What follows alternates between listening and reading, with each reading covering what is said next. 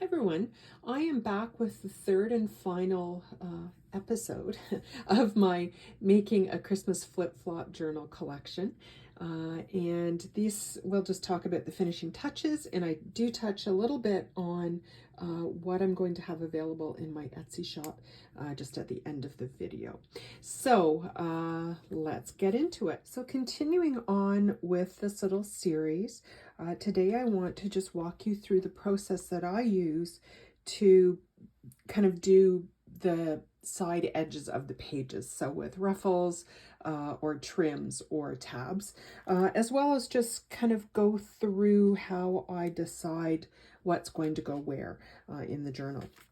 So let me put the cover image aside. I've started to do a little bit of the age tape throughout. But what I do typically before I get too much into decorating is decide where the ruffles are going to go. And so you can see that I've just laid in to the spine the trim that I'm going to use for those ruffles. And I just essentially go through the signatures and decide where I'm going to put that ruffle and just put the piece in there. Then what I do is add any kind of trim. So you can see on the side here, I've added some trim. And then I decide, you know, whatever's left in a signature, where am I going to put my tabs? Because I do like to layer in my tabs as well. So you can see here, I've put one, I always like to put one at the front here.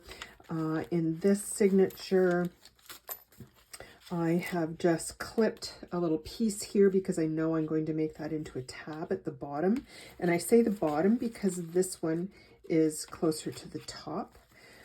So I like to kind of alternate them. And then I have added some trim here. I'll put another tab here. And then further into the signature here, I'm going to put a ruffle on this side, and I'll probably layer with that. I'll probably layer on some tulle, and then on this one, I will, in likelihood, be adding some little tags here that will kind of hang off of a bulb pin. So that's really what I do. I go through it and see, first of all, where I'm going to put my my ruffles, then I layer in the tabs, and then I go through and start adding in the inserts that I have, just to see how that all flows. So here you can see I've got the inserts I'm going to have in this front pocket. I still have a lot of adding to do in terms of trims for the top. Here I've layered in a couple of things. Here I've clipped on a bag that has a little tag in it. Here's another tag I'm going to clip here. I've got to add in a tab there.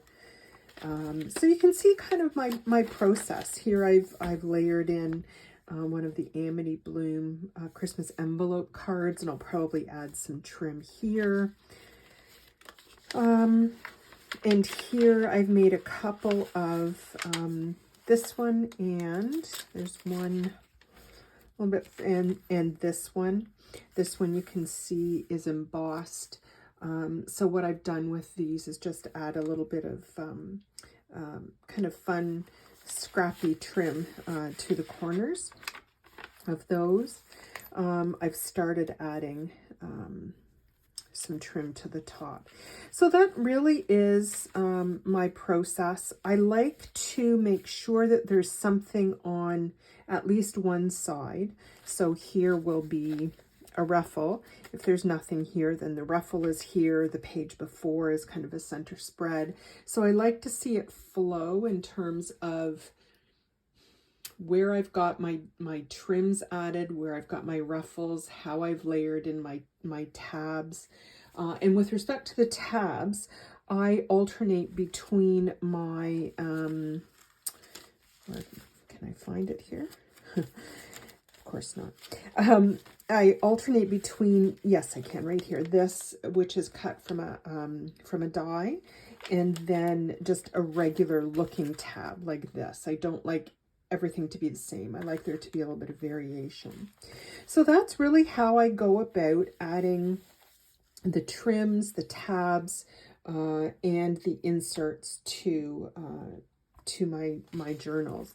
And then the other thing that I like to do is I consider this to be two sides. So this is one side, this is the other side. So I do like to, as much as I can, split things up. So I may have two of something. So here I have two ornaments. So these are from Amity Bloom. And I've just shrunk them down to 50%. And then I've just added a little bit of glitter glue in gold around the side, and I'll add some pretty gold trim to the top. So I'll use one on this side, and I'll probably use this other one on the other side. So I do the same thing with envelopes as well. So I like to have one on this side. Let me show you that. So I have this one, but then I also have a floating pocket. Where did I put it? A floating pocket here that I've made. And then I also have another one on the other side. So similar in concept, so a floating pocket, but very different in style. So this one is a sheer pocket. I've added in this journaling card and then this tag at the top. So you can see there's similar ideas, but the way I've added them in and where I've added them in is very different. So that's a little bit about that process. I will be back to finish this up, and then I will go away and create my other, I'm hoping 3. We'll see how that goes, and then I'll be back with my final flip through. All right, so I am back to show you what I ended up doing with the tabs and with the ruffles. But before I get there, I've decided this will be the closure, and then this is going to be the image and the decoration on the front. Now this decoration will work with any of the images that I showed earlier that are going to be the choices for these journals. So this is what it's going to look like on the front. And I think I mentioned earlier that I've started with the tape. I have added some trims here for those. I may add something here. I need to change my paper clips to my rusted paper clips, but I've added some trims to the side. I added this journaling card. This is from Amity Bloom's new winter kit on her site. And I should say, if you're seeing this in November 2023, Amity Bloom and Ruby and Pearl are both having a 50% off sale on their digital. So if you're interested in any of these that I've used in this journal, I encourage you to go and check out their Etsy shops for that. So here I've added the green ruffle. I may add something hanging from that still. I still have to do some trim here, but I also, on a few of the pages, have gone through and stamped a little bit of holly on the pages that were a little bit blank. I've added in kind of the journaling page here for the large front pocket, and that is from one of the Ruby and Pearl kits. Here, I don't think I've done anything different. I've added this tab with a little bit of trim, to this page because I thought it looked a little bit blank. What else did I do? I added trim here, added the tab to this page with a little bit of trim underneath it. Still need to finish this section because I still need to go through and do some tag toppers. I've added some pretty Christmas tags here, or labels, I guess, and one that I made myself here. And these will just be added in, that they can be used throughout the journal. Here, more stamping and another ruffle, and then I've added one of the Amity Bloom Christmas tree ornaments here. Another tab here that I've added some nice trims to this tall tag here. This was the other option, in my opinion anyway, for the front cover. I really love that. Added a tag here. This is an embossed holly tag. And what else did I do? I added some trim to the side of the page that I had those holes punched in. More stamping in the middle there. Another ruffle here. I think I originally had it here and I decided to move it over and just add some stamping there because this was kind of in the same spot and I thought it might be too bulky there. So I've added the ruffle to this side. Added a little sheer ribbon bow to this taller tag and added a little bit of a trim down here. And then on the other side, just added a few journaling cards there. The little paper pad that I usually add in. Usually I use just coffee dyed paper, but because it's a Christmas journal, I wanted to use some of that red ledger. So that's what I've added, a few sheets here. Still need to do that tag, still need to add the tab here, and I've added to this little pocket little journaling card that I've added a little bit of a few scrappy bits to. Another a tab here that I need to still do a little bit of embellishing on. Here I've added a ruffle and then this star and a little kind of diamond look charm with a little bead on the end. Now this star I had some vintage sheet music that I just adhered to 65-pound cardstock just with my glue stick, and then I die cut it, and then I used some of my German glitter glass on the edges of that star, and it really very sparkly. And then I just added a little bit of sheer ribbon to the top, so I thought that was a really pretty little dangle on the side of that page.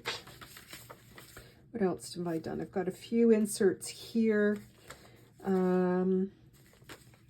Added this envelope that I've added a little bit of Wink of Stella to. I don't know if you're familiar with Wink of Stella, but it's just a brush pen type of thing that is kind of metallic looking. So I've added that to the wings, the angel's wings, to the moon and to the stars that you see. I don't know that you can really see it on camera, but you can in person. And that is an envelope from,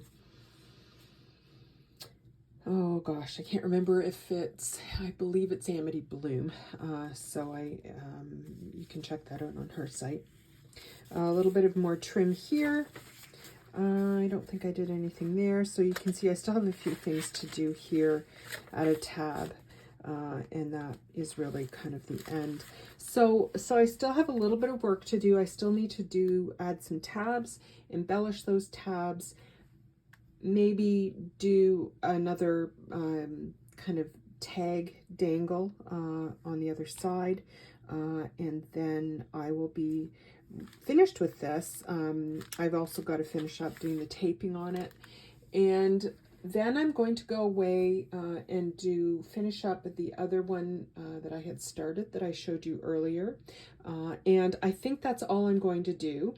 I will have 2 of these. You can see how chunky it is. I mean, it's a bit crazy. I went a little bit overboard on this, but I'm only going to have 2 ready-made, and then I will put 2 spots for a made-to-order journal in my shop as well, so that there will only be 2 ready to go, and then if you're interested and they're not there, there will be 2 more, but they will be made to order. They won't be ready to go. So I just wanted to fill you in on that. And once I'm finished my second journal, I'll come back with a flip through for both, and I will talk about it in that that flip through video. So I hope this little kind of 3-part series showing you how I make my journals, the things that I consider, even the locations that I get my printables from.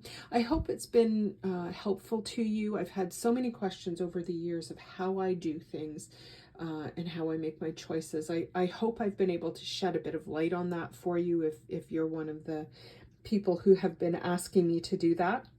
And I thank you so much for joining me, and I will see you back here for the flip through in a few days.